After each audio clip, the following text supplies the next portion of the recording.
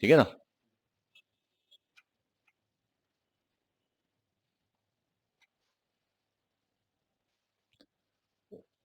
So let's talk about something called the solubility product. ठीक है, देखिए definition.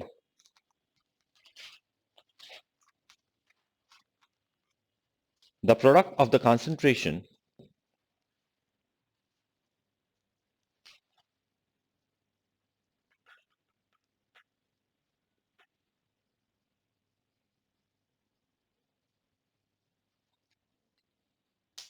the product of the concentration of the ions, the product of the concentration of the ions to the power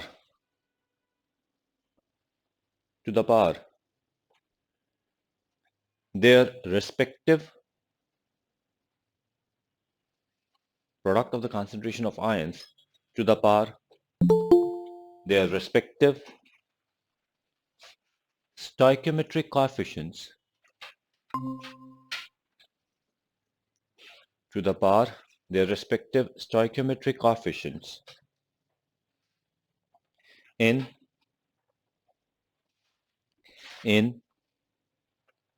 the saturated solution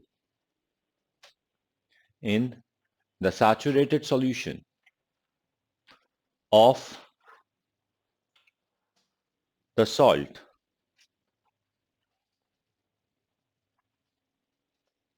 at a specific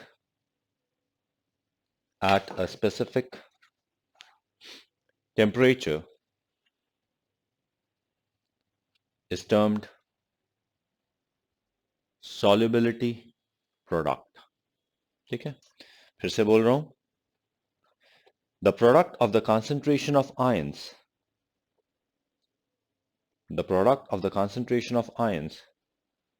to the power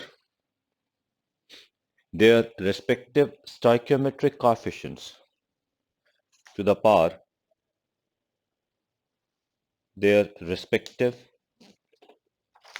stoichiometric coefficients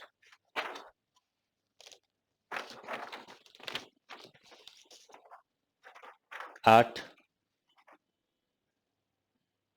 to the power their respective stoichiometric coefficient in a saturated solution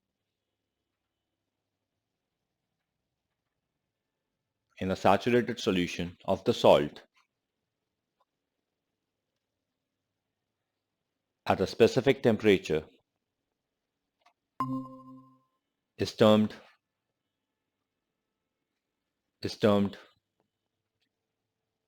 solubility product.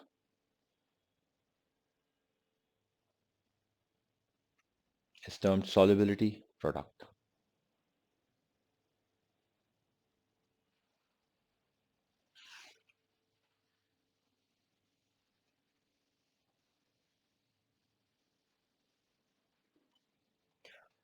Okay, तो हमने solubility product की definition लिख लिया. अब हम solubility product से solubility निकाल सकते हैं, सॉलिबिलिटी से सॉलिबिलिटी प्रोडक्ट निकाल सकते हैं.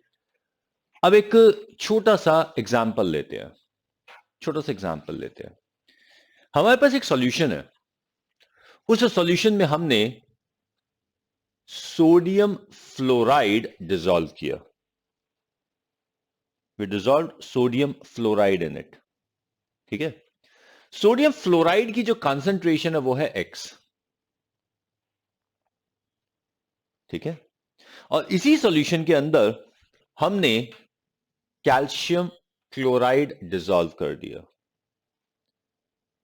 अब जो हमने कैल्शियम क्लोराइड डिसॉल्व किया उसकी कंसंट्रेशन है Y. तो हमारे पास सोडियम क्लोराइड फ्लोराइड है जिसकी कंसंट्रेशन X है, और हमारे पास कैल्शियम क्लोराइड है जिसकी कंसंट्रेशन Y है. ओके, अब ये जो हमारे पास सॉल्यूशन है इसके अंदर हमारे पास 4 अलग अलग आयंस हैं, और उन चारों अलग अलग आयंस का एक अलग अलग कंसंट्रेशन भी है. So these 4 different ions have 4 different concentrations. बहुत आराम से हम इन सारे के सारे आयंस की कंसंट्रेशन निकाल सकते हैं. ऑब्वियसली सामने हमारे लिखी हुई है कंसंट्रेशन जो है. So what we find?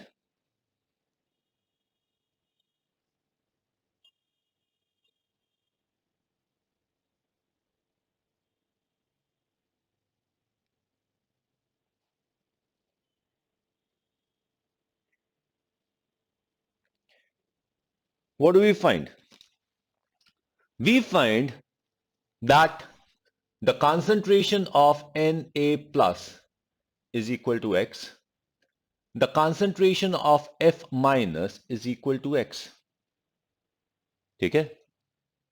The concentration of Ca2 plus is equal to Y, and concentration of Cl minus is equal to 2Y. इसमें कोई बात, किसी तरह का कोई कंफ्यूजन इस बारे में?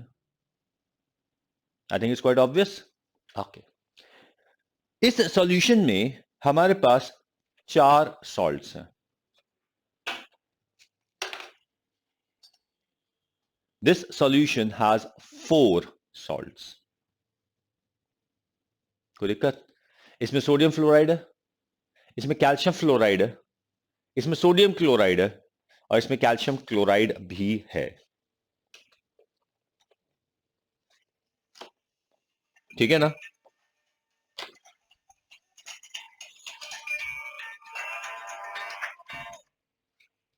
हाँ लोकेश, कहां पर हो? हाँ लोकेश, कहां पर हो?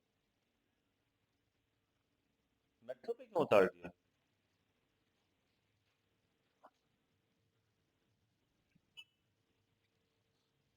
अच्छा, मेट्रो से फिर अंदर की तरफ आओ. मेट्रो से उतर उतरो ना आप. कहां से? ट्रेन बड़ी पुल से उतर नीचे उतरो. मेट्रो से आए हो? किस तरफ से आए हो? कहां से आए हो तुम? ऑटो से? अच्छा, पुल से वो आगे ले आया ना. हमें कम पुल की तरफ से आए.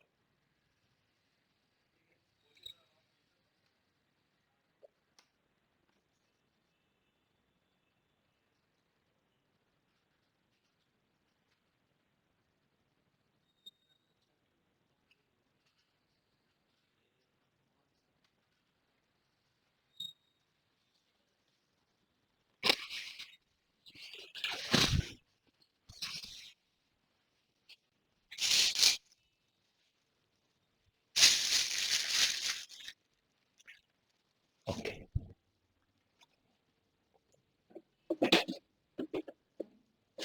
प्रणव एक काम कर जरा, इधर आ, इधर आ, इधर. इसे उठा, इसे इसे थोड़ा सा. हाँ, बस बस बस बस बस. वापस रख दो. हाँ, बस बस बस बस बस. Thank you.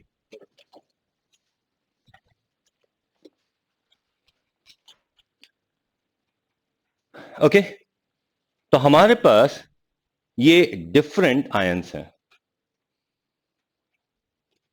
ठीक है ना?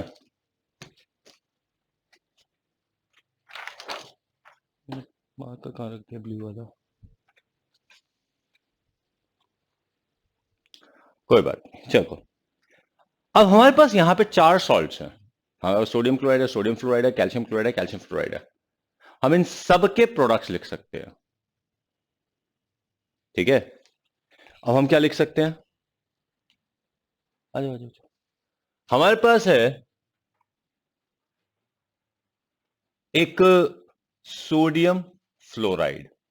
नाउ सोडियम फ्लोराइड, अब यहां पे जो कंसेंट्रेशन हमारे पास हैं, ये जो डिफरेंट आयंस हैं, इनकी जो कंसेंट्रेशन है, these concentration I don't know कि ये सैचुरेटेड सॉल्यूशन है या नहीं. मेरे पास आयंस का कंसेंट्रेशन है. मैं इन आयंस का प्रोडक्ट भी निकाल सकता हूं, लेकिन वो सॉल्युबिलिटी प्रोडक्ट हो, इस बात की तो कोई गारंटी नहीं है. मोस्ट प्रोबेबली शायद ये सॉल्युबिलिटी प्रोडक्ट नहीं होगा. तो what I do is I find the concentration of ions present in the solution and I refer to it as QIP. This QIP is called the ionic product. आप ये समझ सकते हो कि जब हमने इक्विलिब्रियम किया था तो हमने 2 टर्म्स की थी, एक Q और K. Q ने हमें, K ने हमें ये बताया था कि this is the equilibrium constant, और Q ने हमें ये बताया था कि किसी भी इंस्टेंट पर हमारे पास कोई भी कंसंट्रेशन हो सकता है, कोई भी कांस्टेंट हो सकता है. ठीक है? और किसी भी इंस्टेंट पर अगर हम किसी की बात करते हैं तो that is not equilibrium constant. वो इक्विलिब्रियम कांस्टेंट है, वो ब्लैक वाला है. आओ ये रहा. ठीक है? आगे भाई तुम 69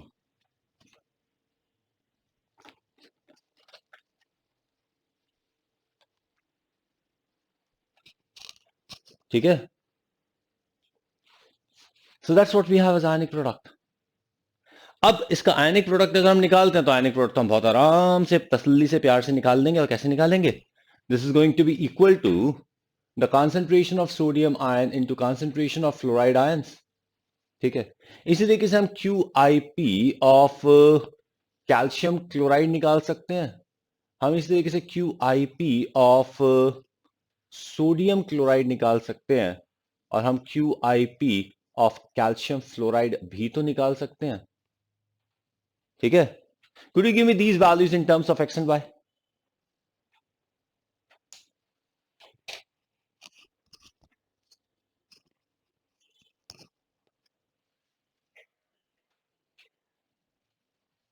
Give me these values in terms of x and y.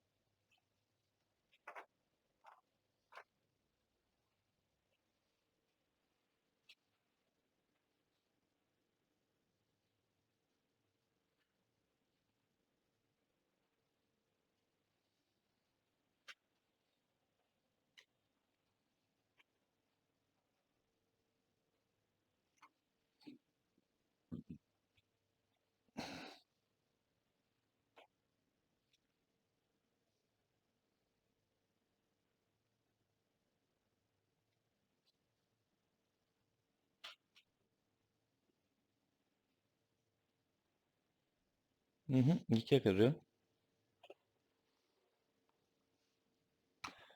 देखो बेटा, एक मिनट होल्ड ऑन. सबसे पहले इनके एक्सप्रेशंस लिखने हैं हमें. जब हम इनके एक्सप्रेशंस लिखने की बात करते हैं तो Q I P of calcium chloride would be the concentration of calcium ion into the concentration of chloride ion raise to power 2. देखो, ये एक्सप्रेशन अगर आप लिखना भूल जाओगे तो ये चैप्टर बहुत ही मुश्किल हो जाएगा. ओके. ठीक है. यहां पे अगर आप लिखोगे तो this is the concentration of sodium ion into the concentration of chloride ion. इसको लिखोगे तो this is going to be calcium concentration of calcium ion into the concentration of fluoride ion raise to power 2. ठीक है. अब करना कुछ नहीं है कि यहां पर जो भी एक्सप्रेशंस हमारे पास हैं उनकी बस वैल्यूज लिखनी है. हेलो.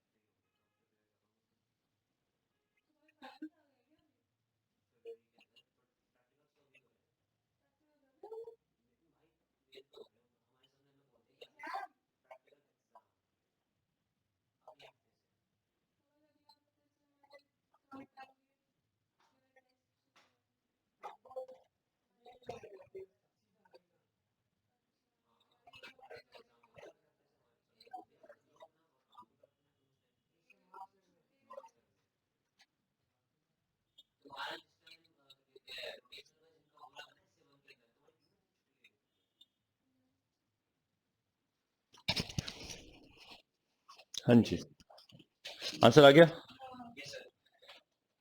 ओके, तो आपके आंसर्स क्या क्या आए हैं? आपका इसका आंसर आ गया, it is going to be x square.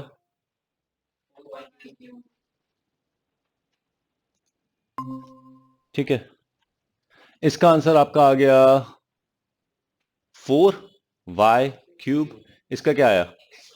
xy। इसका? हाँ हाँ, क्या हुआ फिर? कंसंट्रेशन ऑफ कैल्शियम कितना है? हाँ, कंसंट्रेशन ऑफ सोडियम कितना है? x। कंसंट्रेशन ऑफ क्लोराइड कितना है? 2xy आएगा ना। You are not suppose to take anything from your side, जो है वो है। ठीक है, यहां पर क्या आएगा? This is going to be concentration of calcium is y, concentration of F is x square।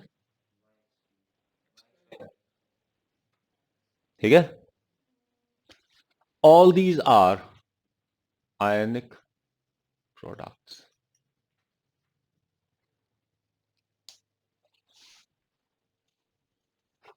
ठीक है,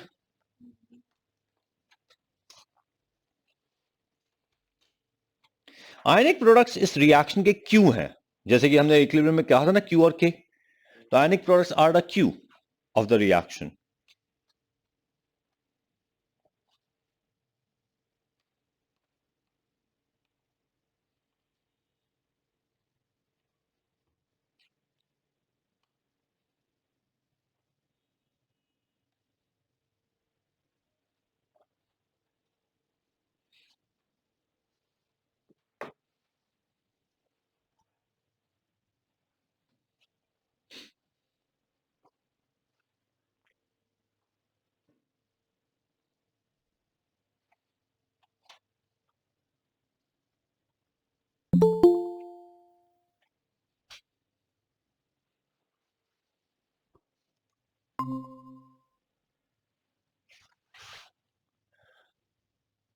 ओके, अब हम थोड़ी सी और बात करते हैं। आयनिक प्रोडक्ट्स की बात कर ली हमने, सॉल्युबिलिटी प्रोडक्ट की बात कर ली, तो अब आयनिक प्रोडक्ट की डेफिनेशन भी लिख लें। लिख लीजिए, ionic product,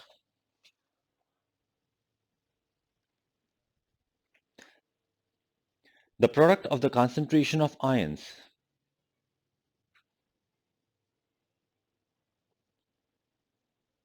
the product of the concentration of ions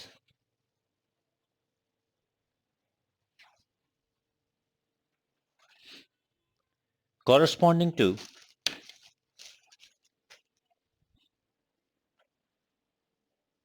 a specific salt corresponding to a specific salt raised to the power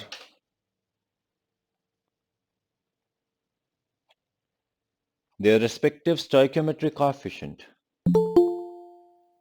raised to the power their respective stoichiometric coefficient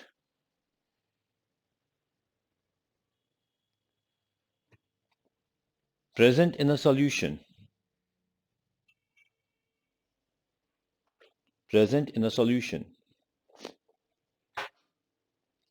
is termed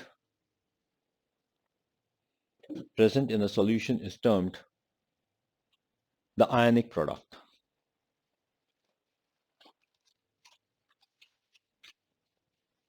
ठीक है, full stop।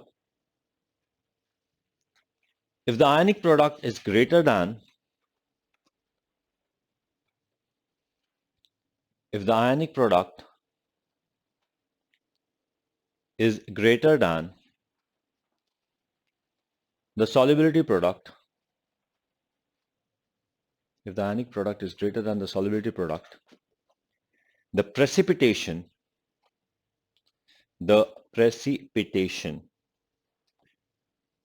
will take place.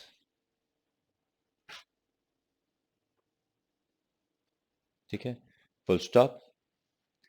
If ionic product is equal to the solubility product,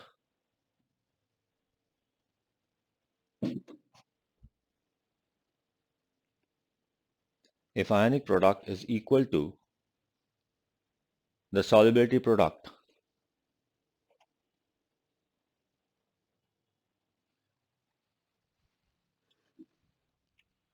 the solution is saturated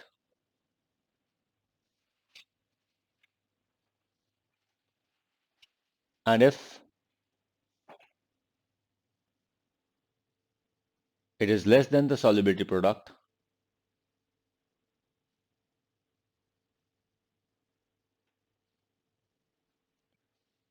more ions can be added. More ions can be added.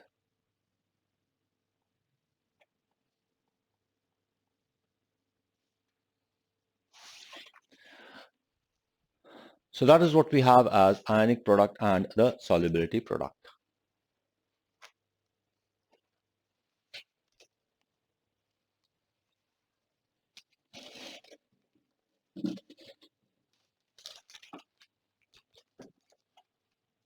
Is it clear? ठीक है.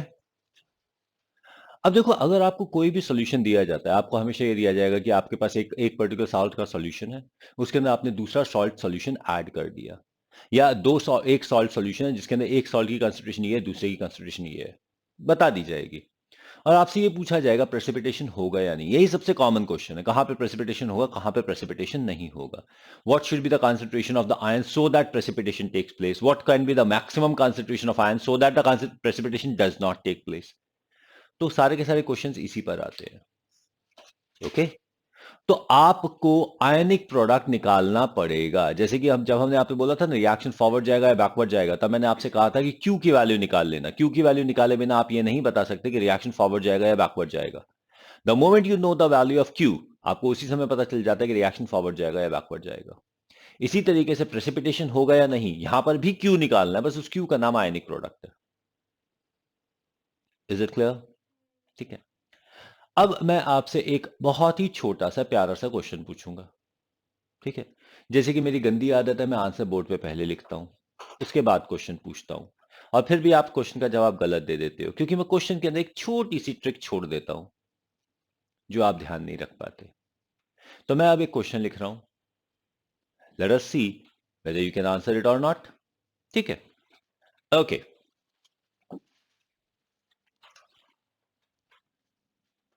50 milliliter 0.1 molar calcium chloride, 50 milliliter 0.1 molar calcium chloride is mixed with 50 milliliter 10 raised to power minus 4 molar sodium fluoride. ठीक है, okay. KSP of calcium fluoride is equal to 2.5 into 10 raised to power minus 10. Okay, बहुत छोटा सा question है. Will it precipitate और not? Will it precipitate और not? बस.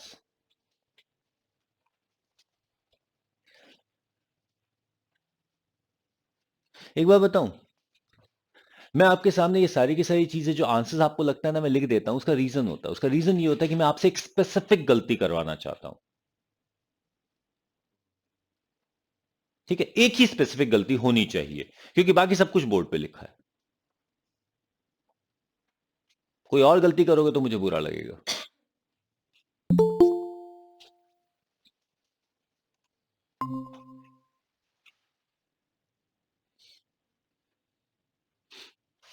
So इस क्वेश्चन में will the precipitation take place or not?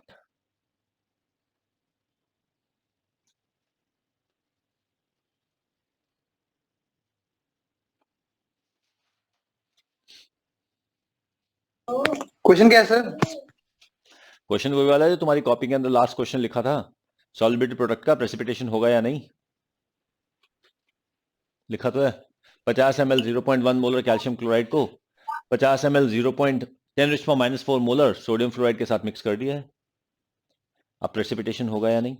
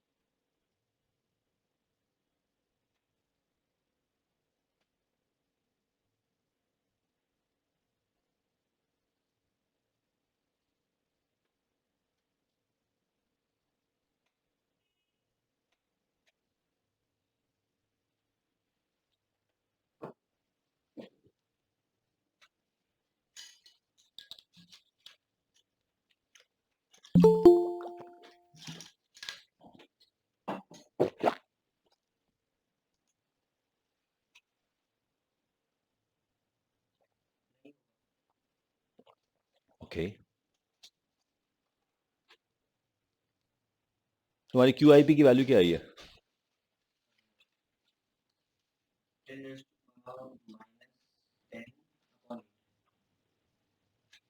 Okay,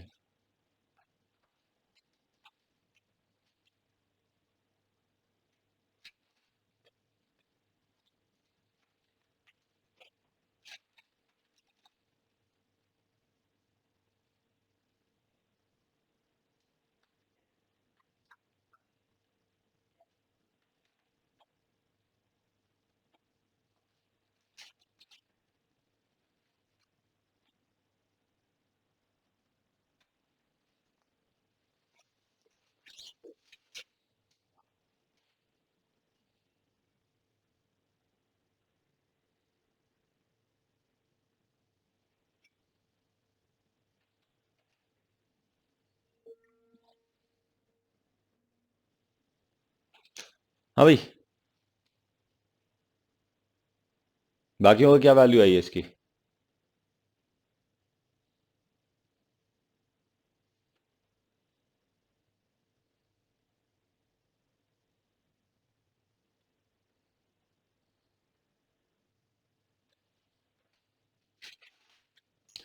सीधी सीधी बात तो ये है, कैल्शियम आयन की कंसंट्रेशन निकालनी है, फ्लोराइड आयन की कंसंट्रेशन निकालनी है, फॉर्मूला पुट करना, आंसर आ जाएगा।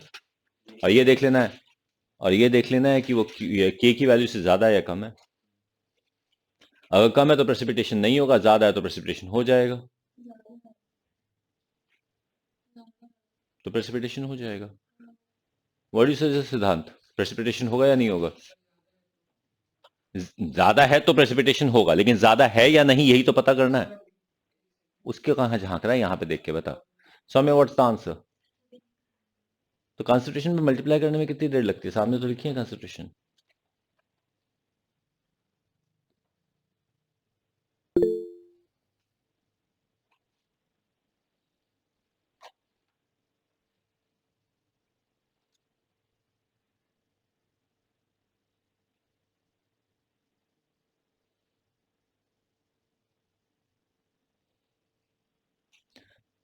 क्या और Pranav, having second guesses? You didn't solve first. What's the mistake?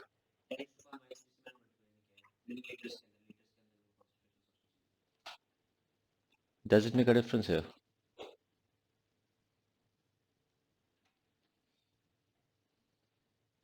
यहाँ पे मिलीलीटर और लीटर्स में फर्क पड़ेगा क्या?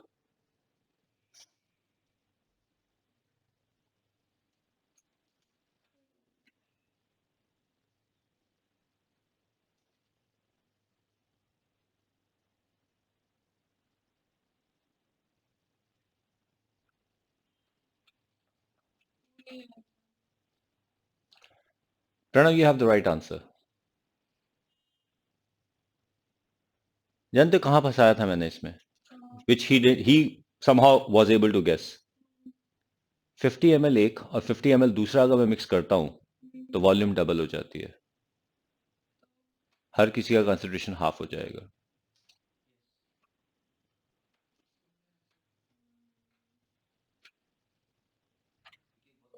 एक सीधी सी भाषा में हमारे पास एक नमक वाली शिकंजी है, एक हमारे पास चीनी वाली शिकंजी है। हमने दोनों को मिक्स कर दिया। अब उस शिकंजी में चीनी भी कम हो गई और नमक भी कम हो गया है।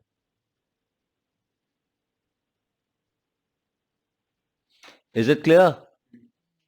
क्योंकि नमक जो एक शिकंजी में होना चाहिए था वो दो में हो गया है, और चीनी जो एक में होनी चाहिए थी वो भी दो में हो गई है।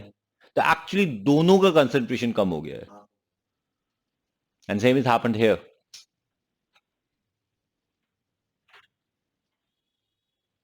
The concentration of calcium 2 plus in this reaction is going to be 0.1 by 2. And the concentration of F minus is going to become 10 raised to power minus 4 by 2. तो आंसर आपके पास जब Q का निकालोगे तो it will come out to be 10 raised to power minus 10 by 10 raised to power minus 10 नहीं बेटा, 10 raised to power minus 9 by 8। वहां आप गलती कर गए हो। It will be 10 raised to power minus 9 by 8, and that will come out to be 1.25 into 10 raised to power minus 10।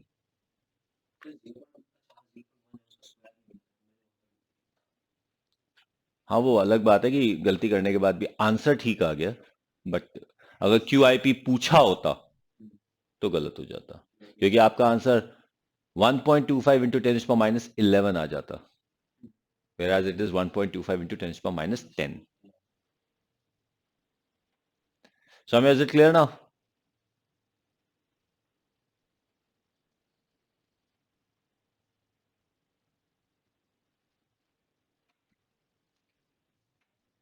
समझ आई ये बात?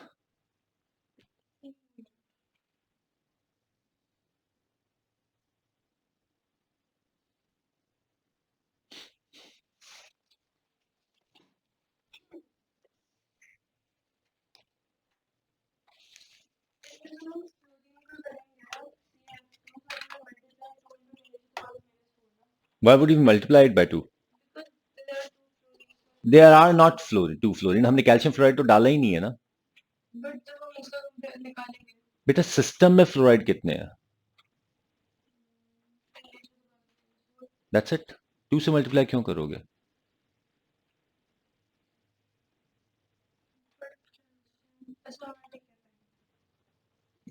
ध्यान रखो डेफिनेशन क्या कहती है। Definition is product of the concentration of ions. ठीक है,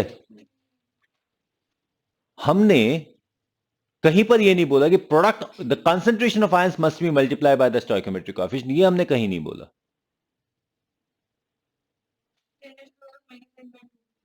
9/8 दोनों हाफ हो गए हैं ना। कंसंट्रेशन ऑफ कैल्शियम आयन भी आधा हो गया, कंसंट्रेशन ऑफ फ्लोराइड आयन भी आधा हो गया, और फ्लोराइड आयन के कंसंट्रेशन को हमें 2 से रेज टू पावर करना है, तो ओवरऑल वो 2 स्क्वायर इंटू 2 हो जाएगा, यानी कि 8 हो जाएगा। तो it will come out to be 10 to the minus 9 by 8। Is this clear? कोई कंफ्यूजन? ठीक है, तो यहां पर जो इस क्वेश्चन का प्रॉब्लम था वो सिर्फ इतना था कि हमने जब equal volume of 2 solutions mix किए हैं तो दोनों सॉल्यूशन का कंसंट्रेशन आधा हो जाएगा। ठीक है, ओके। अब एक बात ध्यान रखो, 0.1 मोलर कैल्शियम क्लोराइड को अगर 0.1 मोलर कैल्शियम क्लोराइड के साथ मिक्स कर दिया जाए तो सॉल्यूशन हमारा 0.2 नहीं बन जाता, 0.1 ही रहता है। ठीक है, ओके। ये हमने बात खत्म की सॉल्युबिलिटी प्रोडक्ट की। सॉल्युबिलिटी प्रोडक्ट बस इतना ही है। आपको सीधा सीधा आपको जो भी आयन दे रखा उसकी कंसंट्रेशन निकालनी है। क्लियर? सारे सोर्सेस से जब वो आयन आता है तो सारे सोर्सेस से मिला के उसकी कंसंट्रेशन निकालनी है, और उसकी कंसंट्रेशन निकाल के वो कंसंट्रेशन यूज करनी है। Power would be the stoichiometric coefficient for a given salt. अगर सोडियम फ्लोराइड का निकालते तो फ्लोराइड की पावर 1 होगी, कैल्शियम फ्लोराइड का निकालते तो पावर 2 हो जाएगी। Is this clear? ठीक है। नाउ अब एक सिंपल सा क्वेश्चन, फिर उसके बाद I will give you a set of questions. अब इन सेट ऑफ क्वेश्चंस की साथ खास बात यह है कि no one has ever been able to do all the questions correctly, and that can be verified by the people who are on the net at the moment, क्योंकि उनकी class में जब मैंने क्वेश्चन दिया था तो वो भी सारे के सारे क्वेश्चन सही नहीं कर पाए थे। ठीक है ना? ओके, एक आंसर देने की कोशिश कर रहा था लेकिन उसको रियलाइज हुआ कि तुम नहीं सुन पाओगे उसका आंसर, तो इसलिए फिर उसने आंसर नहीं दिया। क्वेश्चन अभी फिलहाल मैं तुम्हें हिंट दे रहा हूं, मैं सीधा सीधा हिंट दे रहा हूं कि क्वेश्चन कैसे होना है। तो मैं ये नहीं चाहता कि आप ये वाली गलती दोबारा करो। जैसे कि क्वेश्चन, पहला क्वेश्चन मेरे पास है, हमारे पास 50 मिलीलीटर 0.2 मोलर HCl है। 50 मिलीलीटर 0.2 मोलर HCl है, और इसमें हमने 50 मिलीलीटर वाटर डाल दिया। ठीक है, टेम्परेचर इज 298 केल्विन। ठीक है, pressure is 1 bar. Okay, now what will be the pH of this solution? हाँ,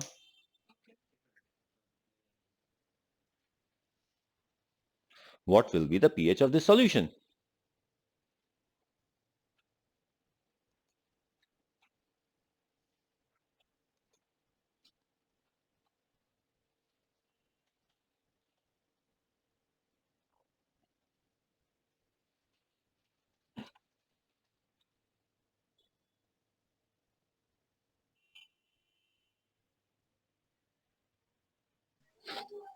एक।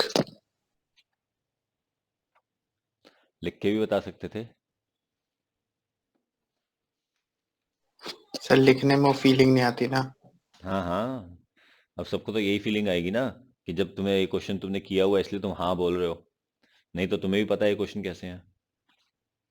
सर 13 क्वेश्चन सही हुए थे, 16 में से 3 गलत हुए थे, इतना भी बकवास मत नहीं कर। था। 13 में से 3 गलत हुए थे कि 16 में से 3? 16 में 3 गलत हुए थे। अच्छा, कॉपी की फोटो भेज सकता हूँ मैं, हाँ घर हाँ, पे रखी। बिल्कुल ठीक है, बिल्कुल ठीक है।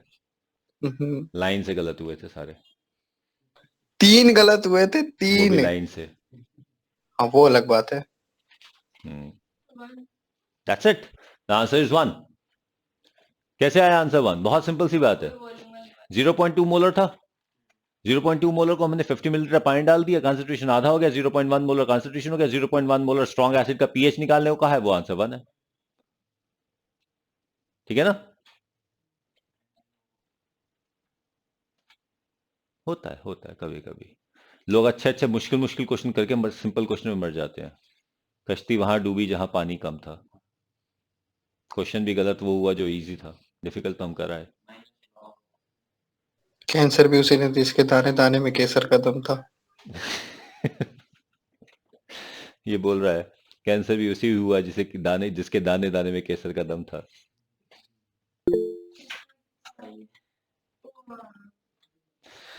हम्म, चलो अब हम कुछ क्वेश्चंस लिखेंगे। इन क्वेश्चन के आंसर आपको अगली क्लास में देने हैं। ना ना, क्वेश्चन बहुत इजी है और तुम अपने आप डिफिकल्ट बनाओगे इन क्वेश्चंस को। और जैसा कि मैं हमेशा बोलता हूं बेटा, सारे के सारे क्वेश्चंस तुमने क्लास में किए हुए हैं, सबके आंसर्स तुम्हारी कॉपी में लिखे हुए हैं।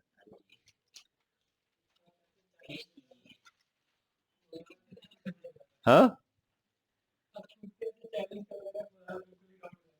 मोराल क्यों?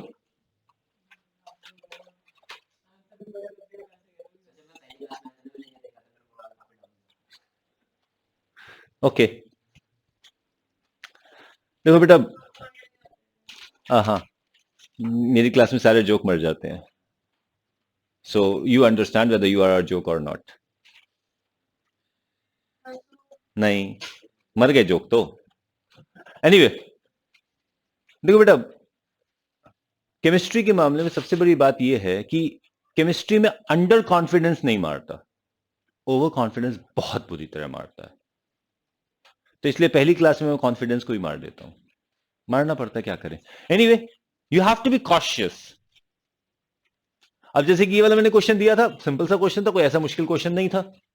पहले क्वेश्चन करा के फिर मैंने तुम्हें बताया, इसका आंसर तुम्हारे लिए आना ही चाहिए था। अब इसी तरीके से मैं दूसरा क्वेश्चन दे सकता हूं। दूसरा question is going to be 50 millilitre 0.2 molar NaOH plus 50 millilitre H2O, ठीक है। Then I can have 50 milliliter 0.2 molar CH3COOH plus 50 milliliter H2O। Simple question है ना। अब देखो कुछ कुछ कॉन्स्टेंट्स में तुम्हें दे देता हूं। कुछ कॉन्स्टेंट्स ये हैं, जैसे कि ये टेम्परेचर और प्रेशर मैंने तुम्हें दे दिया। फिर उसके बाद Ka of CH3COOH is equal to 10 raised to power minus 5, ठीक है। Kb of NH4OH is equal to 10 raised to power minus 5, ठीक है। देन क्योंकि पीएच के अंदर कुछ लॉग्स वगैरह निकालने हैं, तो कुछ लॉग्स की वैल्यू भी दे रहा हूं, जैसे कि log 2 इज इक्वल टू 0.3। ज्यादा लंबा लेने की जरूरत नहीं, 0.3 ले लो। 0.301 होता है, but we can take it 0.3, ठीक है। log 3 is equal to 0.4771, okay, and log 5 you can take it as 0.7, okay, clear। तो ये log values भी मैंने आपको दे दी हैं।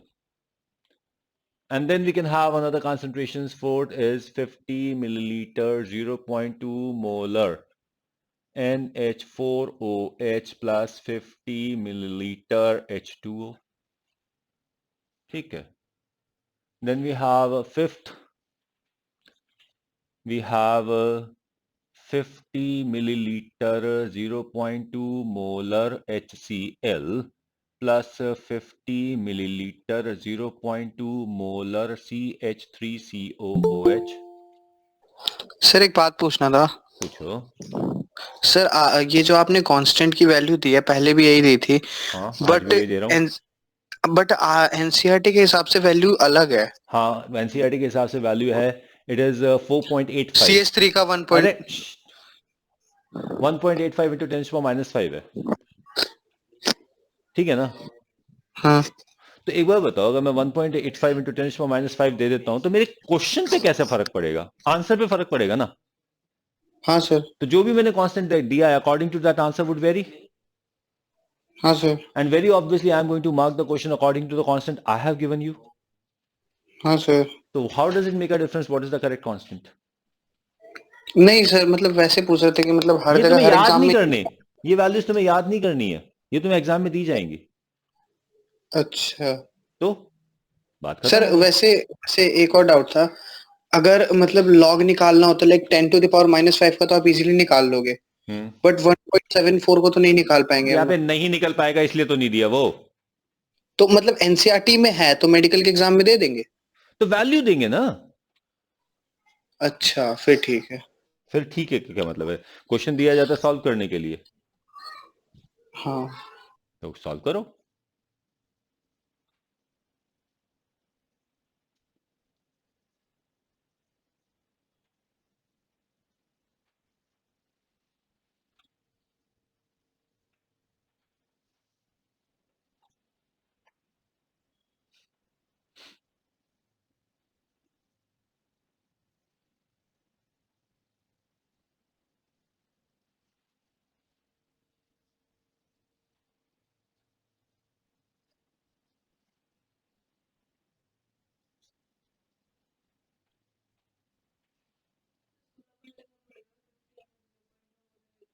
बेटा मुझे मतलब नहीं है, आप ये कह लो कि there are two reactants A and B, we are taking 50 millilitre of each of them, ठीक है। अब ए और बी को लिखते चले जाओ, मुझे कोई दिक्कत नहीं, आप जैसे मर्जी क्वेश्चन लिखो, the way you understand it write the question that वे।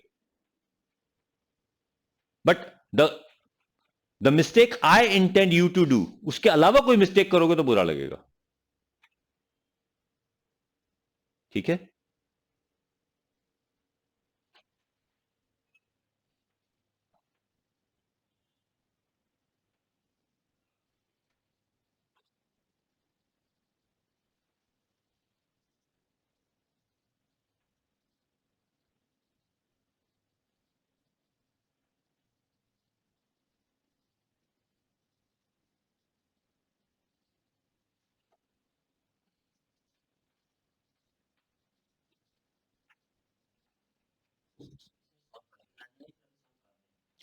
बेटा देखो ये हर क्वेश्चन एक एक लाइन का है, अगर समझ आ गया तो this entire thing is not more than 10 minutes, but I would say आराम से कर लो, क्योंकि ये जो क्वेश्चंस हैं अब तक के जितने कंसेप्ट आपने किए हैं वो सारे कंसेप्ट इसमें यूज हो जाएंगे। और केमिस्ट्री की दिक्कत ये होती है कि सर अगर ए और बी को मिक्स करें तो क्या बनेगा, समथिंग लाइक दैट। मैथमेटिक्स में इसको इससे मल्टीप्लाई करेंगे तो क्या बनेगा, इससे डिवाइड करेंगे तो क्या बनेगा, you can give the answer. लेकिन अगर तुम केमिस्ट्री में बोलते हो इसको इसके साथ रिएक्ट करेंगे तो क्या बनेगा, you are not able to give the answer, क्योंकि ए और बी की कंसेंट्रेशन के साथ फॉर्मूला बदल जाता है।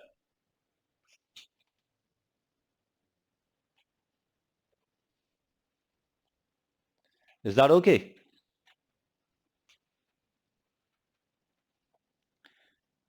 Fifty millilitre 0.2 molar NaOH plus 50 millilitre 0.2,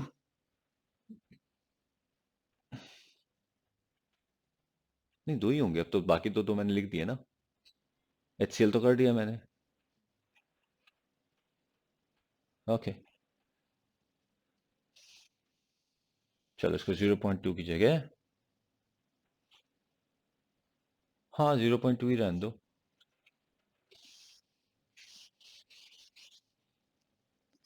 NH4OH plus 50 millilitre 0.2 molar CH3COOH। मैंने जानबूझ के आपको ऐसे कंसंट्रेशन दे रखे हैं जिससे आपका कैलकुलेशन कंपैरेटिवली काफी इजी हो जाए, ठीक है ना।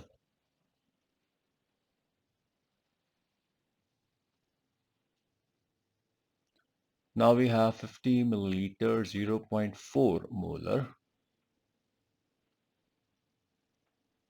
HCl plus 50 milliliter 0.2 molar NH4OH 50 milliliter 0.4 molar HCl plus 50 0.2 molar NaOH।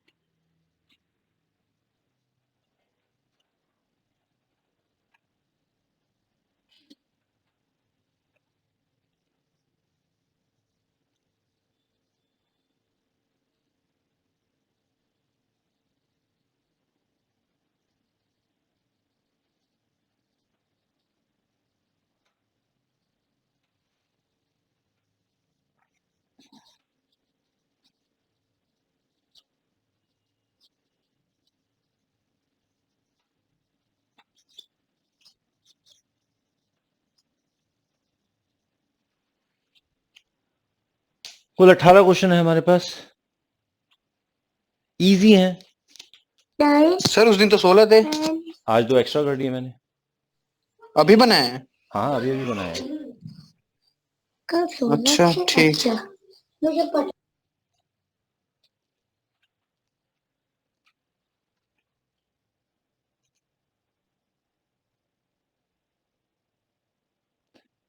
बाकी लोगों को भी दिख नहीं रहा क्या? सर दिख रहा है वो, उसका डाटा कम था। ओके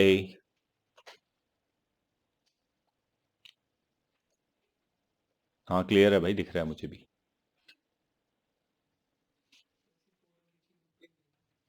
हाँ ये आइडिया अच्छा है, अभी मैं फोटो खींच के ग्रुप पे भेज देता हूँ।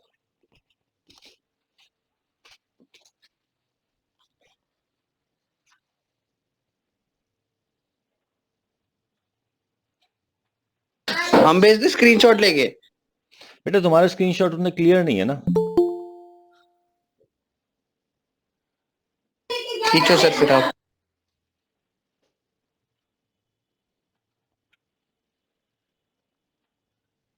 ये कौन आ रहा है? ये कोई ज्वाइन कर रहा है। कौन ज्वाइन कर रहा था भाई अभी? अर्नब हलदार होगा। पता नहीं, उसे को दोबारा ज्वाइन करे। ठीक सर, बोलता हूँ। हाँ आ गया।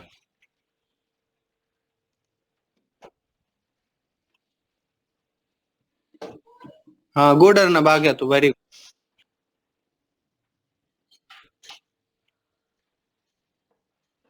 यार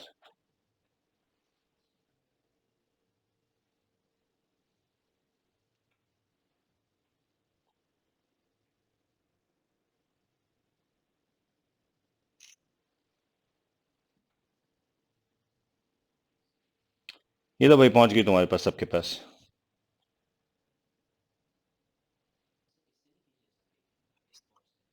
बेटा इसकी कैमरे की जो रेजोल्यूशन है वो ठीक नहीं आ रही ना।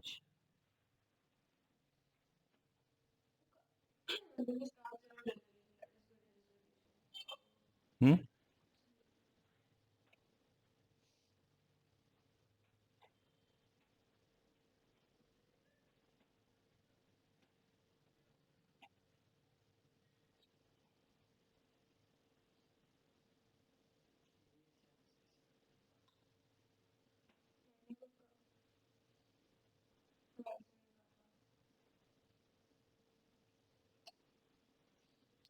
ओके, तो अब मैंने आपके पास भेज दिए हैं सारे के सारे क्वेश्चंस। अब इन क्वेश्चंस के साथ मैं आपको पहले से ही हिंट दे देता हूं, ठीक है? पहली चीज, किसी भी लॉग वैल्यू की जरूरत नहीं पड़ेगी। सर जब आप कोई चीजें बतानी होती तब लिखते क्यों लॉग की वैल्यू? क्योंकि मुझे बतानी है। तो अलग ही है।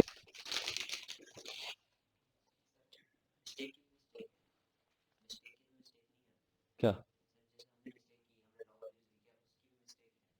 अब देखो, अगर तुम्हें लॉग वैल्यू की जरूरत पड़ रही है तो तुम्हें इमीडिएटली पता चल जाएगा कि तुम गलती कर रहे हो, ठीक है? Basically I want to check the least number of papers. मैं कम से कम क्वेश्चन चेक करना चाहता हूं कि तुम्हें अपनी गलती खुद ही मिल जानी चाहिए, ठीक है? दूसरी बात, इनमें से किसी का भी आंसर फ्रैक्शनल वैल्यू नहीं है, आएगा भी नहीं, ठीक है? और तीसरी बात, इनमें से किसी का भी आंसर इवन नंबर नहीं है।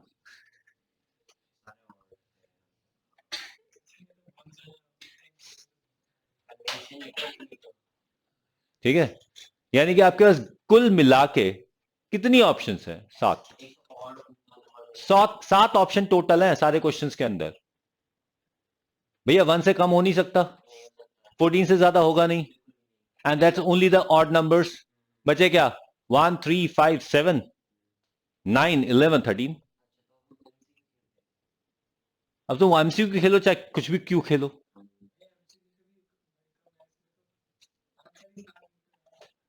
18 क्वेश्चंस हैं, टोटल 7 आंसर्स हैं, ठीक है? अब अगर तुम्हारा आंसर इवन आ रहा है, फ्रैक्शनल आ रहा है, तुम्हें लॉग की वैल्यू यूज करनी पड़ रही है, तो गलत है। सीधी सी बात यह है। तो इन दैट वे, इतना हिंट देने के बाद भी अगर तुम सारे क्वेश्चन सही निकाल लो तो बड़ी बात है।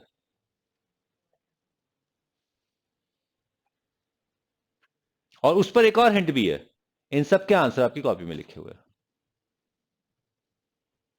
आइडेंटिफाई करके दिखा दो कि ये वाला क्वेश्चन वही है। ओके, इसलिए और टाइम भी दे रहा हूं, अगली क्लास तक करके ले आना, ठीक है? You are allowed to search the net, you are allowed to go through the book, you are allowed to use the calculators. Book में बहुत बेनिफिट है, जो लोग सुन रहे हैं। हाँ? बुक में बहुत बेनिफिट है, एनसीईआरटी बुक ढूंढ ले, बहुत मिलेंगे। वहां से सजेशन आया है कि एनसीईआरटी बुक अगर ढूंढ ली तो इसमें से आंसर मिल जाएंगे। सेम नहीं होगा, सोल्यूशन मिल जाएगा, सेम नहीं होगा but that is the question. Okay, ठीक है, ओके। और हाँ, even the IIT advanced 18th ranker was not able to do all the questions correct. मैं डरा नहीं रहा, ये मेरा कॉन्फिडेंस है। मतलब कि अगर तुमने कर लिया, देखो इसके दो रीजन है। अगर तुमने कर लिया तो कॉन्फिडेंस बहुत बूस्ट हो जाएगा, नहीं किया तो अबे उसने नहीं कर पाया तो हमने नहीं किया तो कौन सी बड़ी बात हो गई। किसी ने नहीं किया, नहीं हुए ये क्वेश्चंस, नहीं होते क्योंकि इन क्वेश्चंस की अब मैं और ज्यादा हिंट नहीं दूंगा फिर। अभी तक तो नहीं हुआ जिसने सारे क्वेश्चन सही किए हो ये वाले। Since the beginning of pH.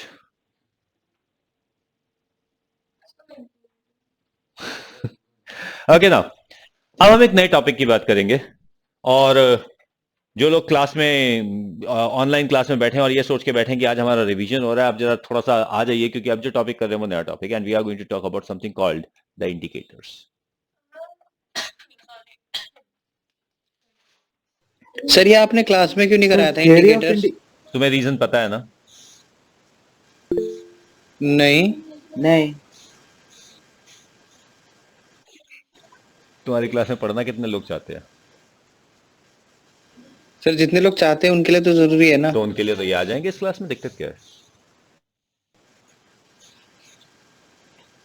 मैं और आदर्श ही बस पढ़ना चाहते हैं और कोई नहीं। सर सब नहीं आ पाते, सही बताओ तो रिकॉर्डिंग है। कुछ ऐसे भी हैं जिनको फोन भी नहीं मिलता, लाइक फ्रंट बेंचर्स, और वो हैं ऐसे स्टूडेंट जो पढ़ना चाहते हैं। तो बेटा हम उसको फिर से पढ़ा देंगे, क्योंकि ये टॉपिक अगर मैंने क्लास में उठा लिया तो मैं उठ जाऊंगा, और मुझे उठने का भी कोई शौक नहीं है। Anyway, let's talk about something called indicators. और उससे भी इंपॉर्टेंट बात यह है कि इंडिकेटर्स आज सच एनसीईआरटी में नहीं दे रखा, ये सिर्फ एक तो सर पढ़ क्यों रहे हैं? मत पढ़ना।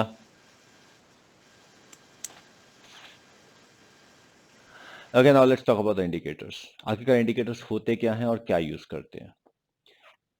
Indicators are substances which allow us to identify the completion of a reaction. ठीक है, clear? So these are the substances which allow us to identify the completion of the reaction, and most often that reaction is a titration, volumetric analysis. तो वहां पे हम indicator use करते हैं, ठीक है, ओके। इंडिकेटर एक ऐसा सब्सटेंस है जो रिएक्शन कंप्लीशन पर एक विजिबल चेंज शो करता है।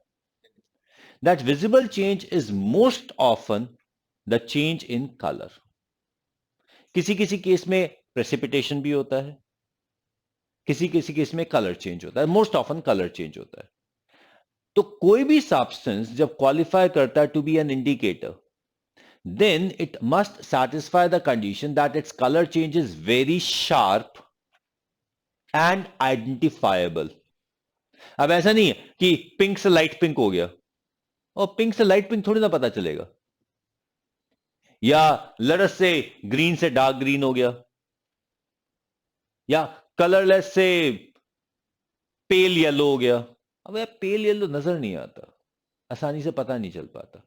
तो जो कलर चेंज है दैट शुड बी शार्प, यानी कि with in a drop colour change हो जाना चाहिए, and it should be identifiable, यानी कि it should be a proper change. अबे ये था अब ये हो गया, तो हम इंडिकेटर यूज कर सकते हैं, उसको इंडिकेटर के तौर पे ले सकते हैं, ठीक है। The indicator must show the change with in one drop. उससे ज्यादा अगर लगती है इंडिकेटर को कलर चेंज करने में तो वो बेकार इंडिकेटर है, फिर हम हमारे रीडिंग में एरर आ जाएगा। Is it okay? ठीक है, ओके। अच्छा, एक और इंपॉर्टेंट प्रॉब्लम है। इंडिकेटर दो रिएक्टेंट जो हम रिएक्ट कर रहे हैं उनमें से किसी एक के एक्सेस से रिएक्ट करके कलर चेंज शो करता है। तो इसका मतलब यह है कि रिएक्शन का कंप्लीशन या तो एक ड्रॉप पहले हो चुका है या एक ड्रॉप बाद होगा। सर अगर इक्वल होगा तो? इक्वल के अंदर इंडिकेटर कलर चेंज नहीं करता, क्योंकि जब तक कोई दोनों में से रिएक्टेंट स्लाइट एक्सेस में नहीं होगा तो इंडिकेटर उसके साथ रिएक्ट कैसे करेगा? ठीक है, तो इंडिकेटर एक ड्रॉप एक्स्ट्रा कंज्यूम करता है, and that is why there is are two words. जब भी हम टाइट्रेशन की बात करते हैं वहां पे दो वर्ड्स आते हैं। एक वर्ड आता है इक्विवेलेंस पॉइंट और दूसरा वर्ड आता है एंड पॉइंट। इक्विवेलेंस पॉइंट होता है जहां पर दोनों रिएक्टेंट एक दूसरे को एग्जैक्टली कैंसिल कर देते हैं, जबकि एंड पॉइंट वो पॉइंट होता है जहां पे दोनों में से कोई एक रिएक्टेंट स्लाइट एक्सेस में होता है, एक ड्रॉप एक्सेस में होता है, so that it reacts with indicator to show the colour change. ठीक है, टाइट्रेशन का इंडिकेटर का पर्पस ये है कि इक्विवेलेंस पॉइंट और एंड पॉइंट के बीच में एक ड्रॉप से ज्यादा का डिफरेंस ना हो। एक ड्रॉप का तो डिफरेंस आएगा ही आएगा। Is that clear? कोई confusion? Equivalence point is the point in the titration where the when both the reactant completely nullify each other. Concentration नहीं बोलूंगा, amount बोलूंगा। दोनों का amount same है, so that they have completely nullified each other. तो उसे बोला जाता है equivalence point। ठीक है, और उसके बाद हमारे पास end point है। End point is a point at which one of the reactant is in a slight excess, that is one drop excess, so as to react with the indicator to give the color change. तो उसे बोलते हैं and point. तो that is the difference between and point and equivalence point. Indicator and point बताता है, वो equivalence point नहीं बता सकता। Is it okay? अब इंडिकेटर हमारे पास कई सारे हैं। कई केसेस में तो रिएक्टेंट अपने आप में इंडिकेटर बन जाता है, जैसे कि KMnO4 और KMnO4 की जो टाइट्रेशन होती है, KMnO4 जो है वो पिंक कलर सॉल्यूशन से इट बिकम्स कलरलेस सॉल्यूशन। तो वहां पे हम बोलते हैं KMnO4 is a self indicator, खुद अपने आप में इंडिकेटर है, वही अपने आप रिएक्शन कंप्लीशन बता देता है। ठीक है, लेकिन कुछ केस में हमें इंडिकेटर डालने पड़ते हैं। अब जितनी तरह के हमारे पास टाइट्रेशन, उतनी तरह के हमारे पास इंडिकेटर है। हमारे पास टाइट्रेशन किस तरीके की हो सकती है? एसिड बेस्ड टाइट्रेशन, तो हमारे पास एसिड बेस्ड इंडिकेटर होते हैं। हमारे पास रिडॉक्स टाइट्रेशन होती है, तो हमारे पास रिडॉक्स इंडिकेटर है।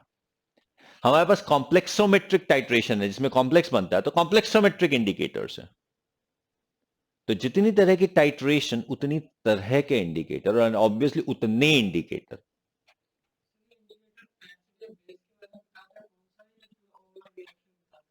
बेटा वो एसिड ये बता देता है कि सॉल्यूशन एसिडिक है या बेसिक है, और ये बताने में ही वो बता देता है कि रिएक्शन कंप्लीट हुआ या नहीं हुआ। लेटर से हमने बेस ले रखा है और बेस के अंदर हमने एक इंडिकेटर डाल रखा है, तो अगर बेस में हम इंडिकेटर डाल के फिर एसिड डालना शुरू करेंगे तो जब तक वो बेसिक रहेगा इंडिकेटर का एक कलर होगा। जैसे ही एसिड एक ड्रॉप ज्यादा हुआ है इंडिकेटर कलर चेंज कर देगा। तो हमें यह पता चल जाएगा सॉल्यूशन एसिडिक से बेसिक हो गया या बेसिक से एसिडिक हो गया, वैसे ही हमें पता चल जाएगा रिएक्शन कंप्लीट हो गया। Methyl orange, obviously methyl orange, phenolphthalein, they are indicators, they show the color change. Is it okay? ये बात समझ में आ गई? ठीक है,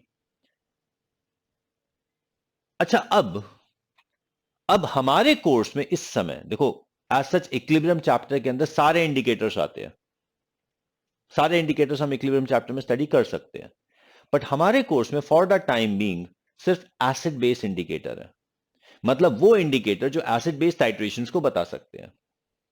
ओके, अब एसिड बेस्ड इंडिकेटर में हमारे पास जो फेमस नाम है that is blue litmus, phenolphthalein, methyl orange. These are the indicators that we talk about. अब जब हम इन इंडिकेटर्स की बात करते हैं तो इन एसिड बेस इंडिकेटर्स, सारे एसिड बेस इंडिकेटर्स को हम वीक एसिड कंसिडर कर सकते हैं, क्योंकि वो बेस के साथ रिएक्ट कर रहे हैं ना। वीक बेस कंसिडर कर लो, because if it is a strong one वो खुद रिएक्ट करेगा, ठीक है। और दूसरी बात, स्ट्रॉन्ग वन जो है ना स्टार्टिंग में ही कलर चेंज शो कर देगा क्योंकि वो तो पूरा डिसोशिएटेड है ना, ओके। इसलिए we talk about the indicators as weak acid. तो हम वीक एसिड जब इंडिकेटर्स की बात करते हैं तो these indicators are represented as HIN, ठीक है। Now this HIN will be in equilibrium with H plus plus IN minus.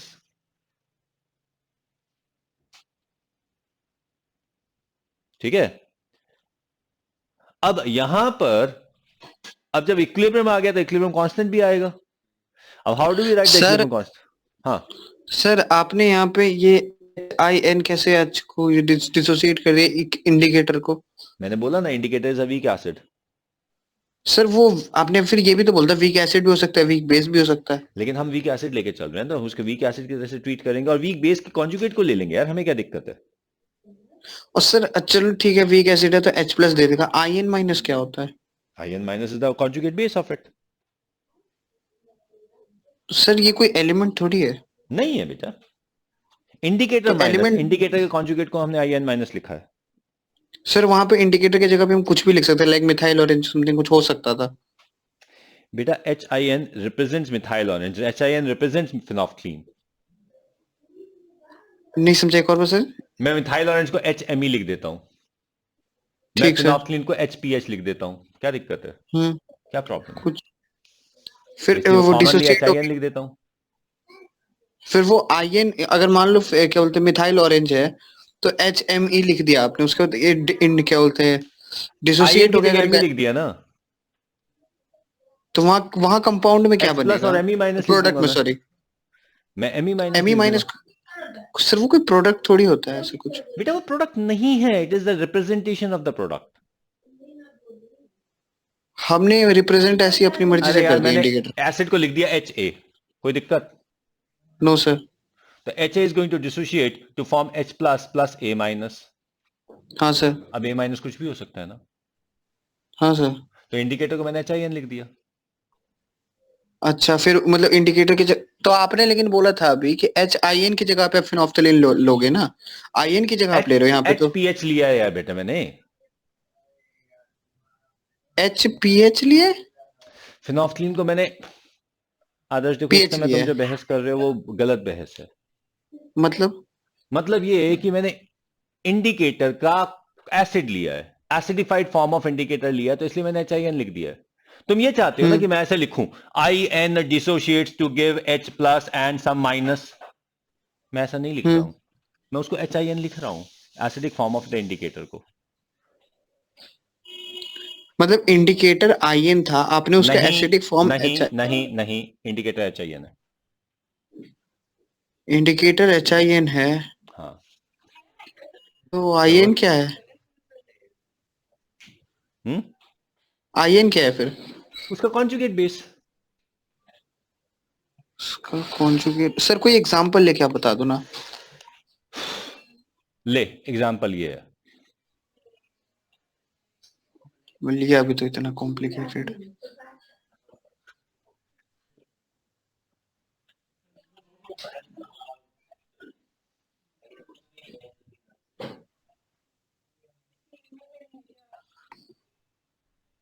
हाँ ये एग्जांपल है, ये कुछ नहीं है कीटो पेरोक्साइड, इस कंपाउंड का नाम है,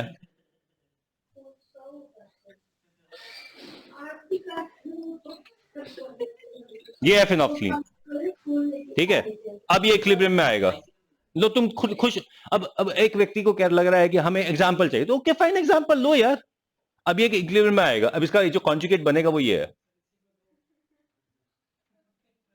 ये H प्लस है along with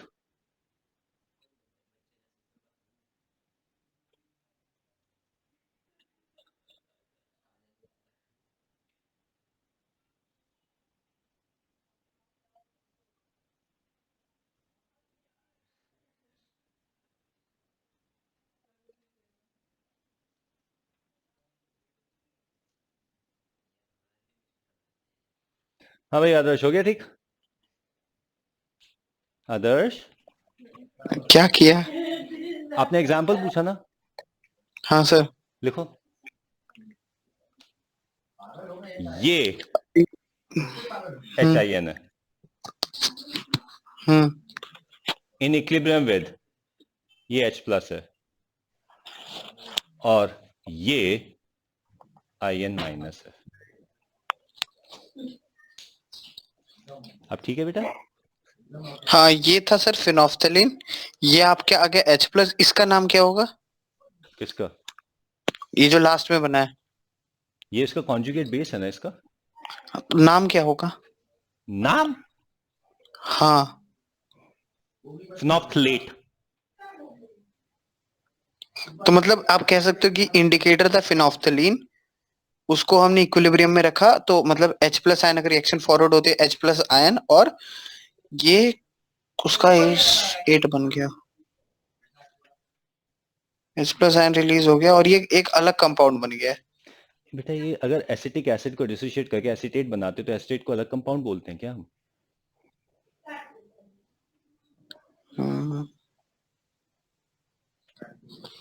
हाँ सर कुछ कुछ क्लियर तो हो रहा है, लेकिन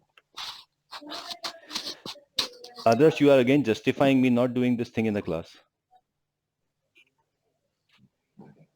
बट सर आई गेस यहाँ पे कईयों का डाउट होगा, बट कोई पूछ नहीं रहा है। नहीं बेटा सुनो, तुम पता है डाउट क्या पूछ रहे हो? देखो मैं तुम्हें इंसल्ट नहीं कर रहा, मैं सीधी सी बात ये कह रहा हूँ कि मैंने सबसे पहली चीज ये बोली थी कि सुनो सबसे पहली चीज मैंने ये बोली थी indicator is a weak acid. तो अगर मैंने वीक एसिड का अगर डिसोसिएशन लिख दिया तो प्रॉब्लम कहाँ रही? तुम मुझसे बार बार ये पूछ रहे हो ये क्या है, this is the conjugate.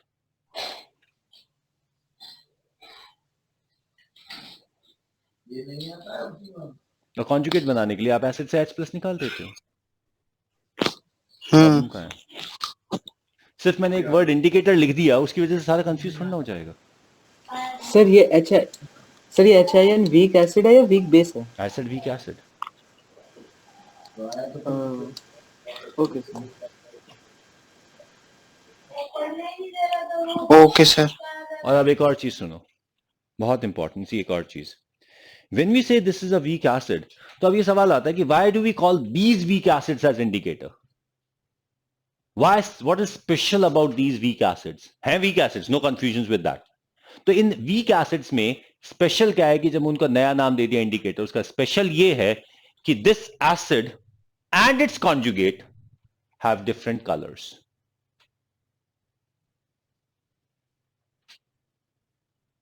In case of phenolphthalein, this one, the acid is colorless, while this conjugate is pink. ठीक है? Methyl orange का acid is pink, while its conjugate is yellow. ठीक है? लिटमस। सर ये colour में transmit कैसे हो जाता है? बेटा मुझे कलर का फिनोमेनन मत पूछो कि कलर क्यों आता है। ठीक से ठीक। Okay clear? Okay, so that's what we have as different things. This is what is the difference between a normal weak acid and indicators. Indicators are weak acids in which the conjugates have different color, and that too a distinguishable color. Clear? चलो, अब अगर हमने इनके dissociation की बात कर ली तो हम इनके डिसोसिएशन कांस्टेंट भी लिख सकते हैं। अब एसिड का डिसोसिएशन कांस्टेंट हमने Ka लिखा था, बेस का डिसोसिएशन कांस्टेंट Kb लिखा था, वाटर का डिसोसिएशन कांस्टेंट हमने Kw लिखा था, तो इंडिकेटर का डिसोसिएशन कांस्टेंट हम KIN लिख देंगे। ओके, तो वी राइट एट KIN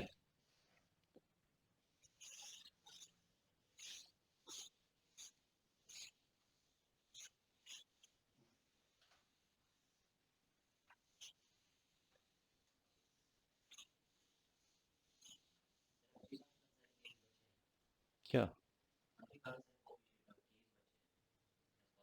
बेटा हम बहुत सारे केस बना सकते हैं, किसी भी रिएक्शन को इक्विलिब्रियम में लाके हम उसका डाल सकते हैं, हम कॉम्प्लेक्सेस की बात कर सकते हैं, हम रिडॉक्स की बात कर सकते हैं, हम किसी भी तरीके जहां कहीं भी कोई रिएक्शन हो रहा है वहां पे उसका इक्विलिब्रियम भी बना सकते हैं। तो यहां पर जब हम इसके K की बात करेंगे तो it is going to be KIN. Now KIN is going to be the concentration of H plus into concentration of IN minus divided by the concentration of HIN. ठीक है, अब इसका हम log ले लेते हैं.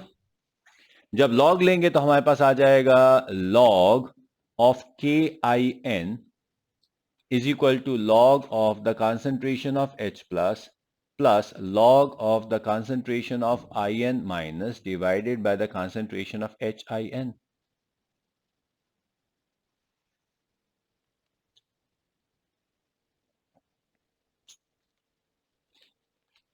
Is this clear?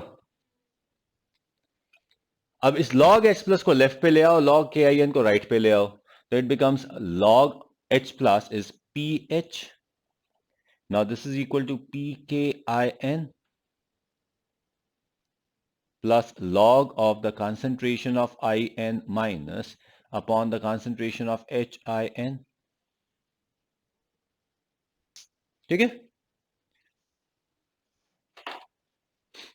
कोई दिक्कत? फाइन. अब एक बहुत ही इंपॉर्टेंट बात. Now that is not chemistry what we are going to do now, that is biology. अब बायोलॉजी हमें एक बात बताती है, वो ये, a person is able to see a colour distinctly.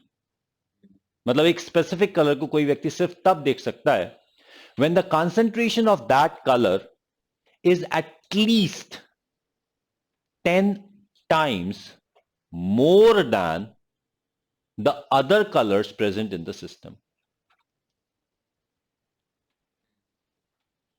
ठीक है, अगर आपने रेड और येलो को मिक्स कर दिया, तो अगर येलो का कंसंट्रेशन रेड से 10 टाइम्स हो गया तो आपको सिर्फ येलो नजर आएगा, और रेड का कंसंट्रेशन अगर येलो से 10 टाइम्स हो गया तो आपको रेड नजर आएगा.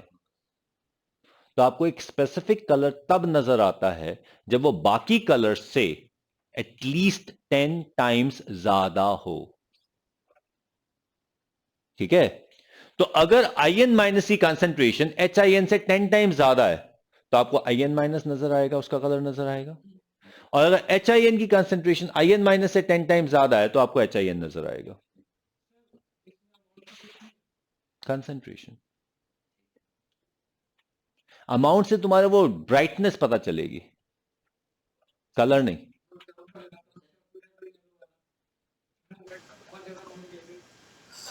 हाँ, तो कब वो कंसंट्रेशन चेंज हो गया ना.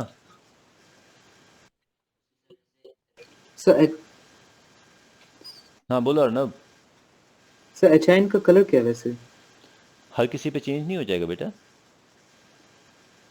हर इंडिकेटर के लिए अलग अलग कलर है ना. जैसे फिनोफ्थलीन के लिए HIN का कलर कलरलेस है, मिथाइल ऑरेंज के नहीं, वो लिए तो पिंक है. नहीं, वो तो डिपेंड करेगा कि एसिड में या बेस में. बेटा इस बात पे भी तो डिपेंड करेगा है क्या, सिर्फ एसिडिक या बेसिक पे थोड़ी ना डिपेंड करेगा. इस बात पे भी डिपेंड करेगा हमने लिया कौन सा इंडिकेटर है. Okay sir.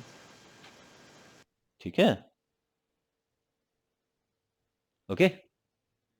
नाउ अब सीधी सीधी बात यह है कि अगर पीएच की वैल्यू PKIN प्लस 1 से ज्यादा है तो हमें IN माइनस का कलर नजर आएगा. If pH has a value PKIN plus 1 or more, we are going to see the color of IN minus.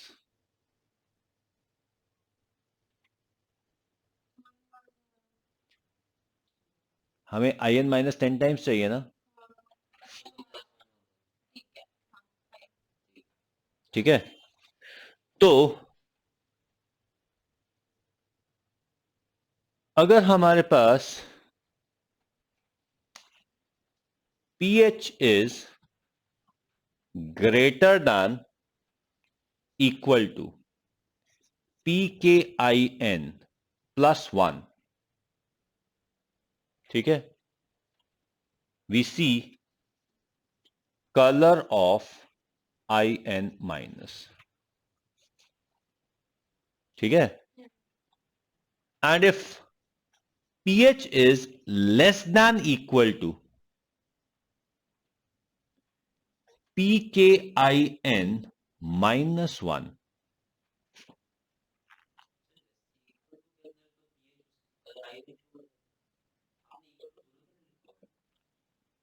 दोनों वैल्यू तो अलग अलग है, तो it is going to show colour of HIN.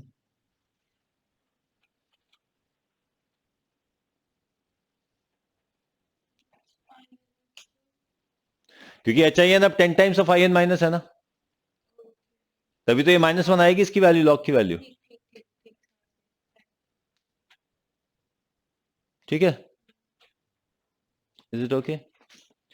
Now ये हमारे पास वैल्यूज आ गई। अब आप कहोगे सर अगर ये pKin +1 और pKin -1 के बीच में हुआ तो, यहां पे तो मैंने ऐसा कर दिया ना कि ये अगर नंबर लाइन है ऐसे, ये हमारे पास pKin है, तो ये pKin -1 है, ये pKin +1 है, ठीक है। इस side it is the colour of HIN और इस side it is the colour of IN minus. What about this range?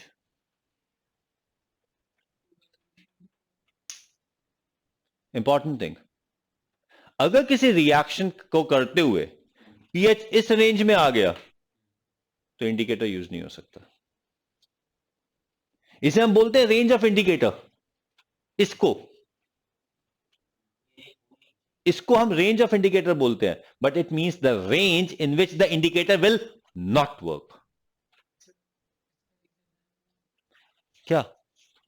क्योंकि यहां पर इन दोनों की कंसेंट्रेशन कंपेरेबल हो गई ना, 10 टाइम्स नहीं हुई ना, तो हमें मिक्सचर ऑफ कलर मिलेगा।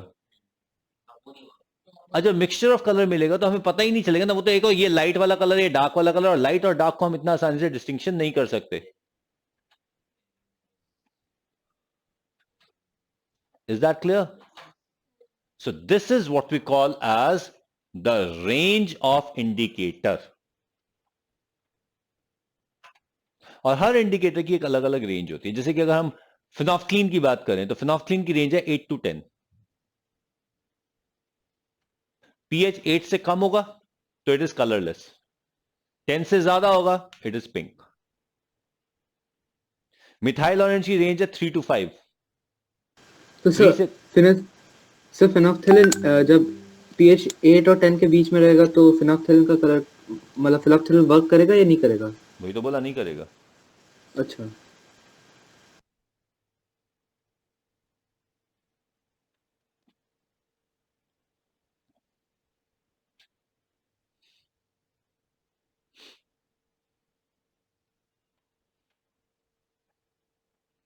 Is that clear?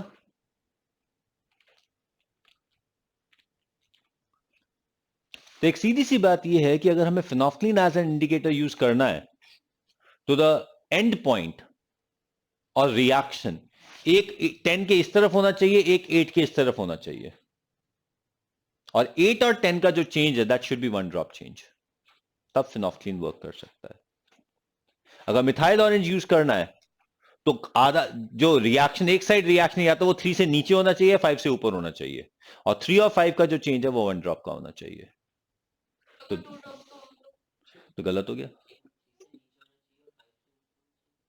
मतलब कि रिएक्शन जो हो रहा है, पूरा रिएक्शन 3 से नीचे होना चाहिए या 5 से ऊपर होना चाहिए, और जब एंड होगा तो it should shift inner drop to the next side.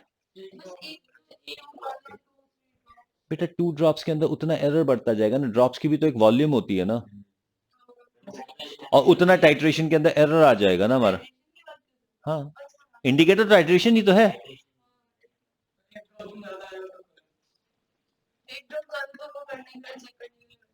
वो तो बस ये देखते हैं कि एक ड्रॉप में रिवर्ट हो रहा है या नहीं, उस ड्रॉप को काउंट थोड़ा ना करते हैं हम।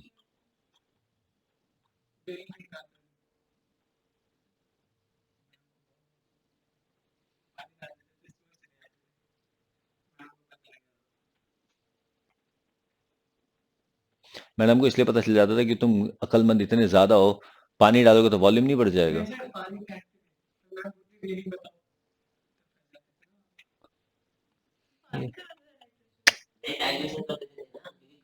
कलर आया था डार्क पिंक, उसे लाइट करना था दिखाने के लिए। पता नहीं बच्चों को इतनी बेवकूफियां करते हैं, लगता है उनको कि पता नहीं टीचर को क्या बेवकूफ बना रहे हैं। उनको ये नहीं समझ में आ रहा कि एक मिनट बेटा, एक और इम्पोर्टेंट बात, जो ब्यूरेट की जो नॉब होती है ना, that is to be controlled with left hand and you control it with right hand. Left से कंट्रोल करना होता है।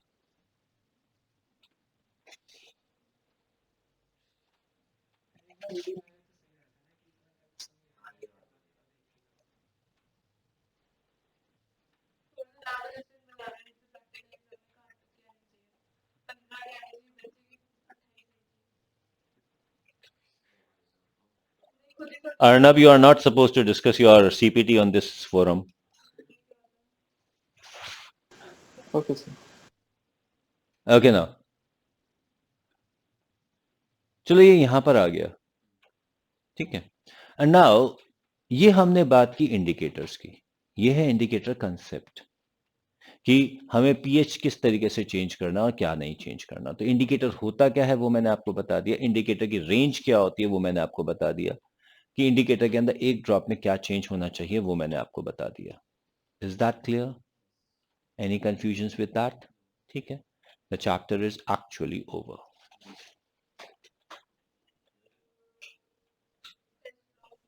अभी क्या करेंगे?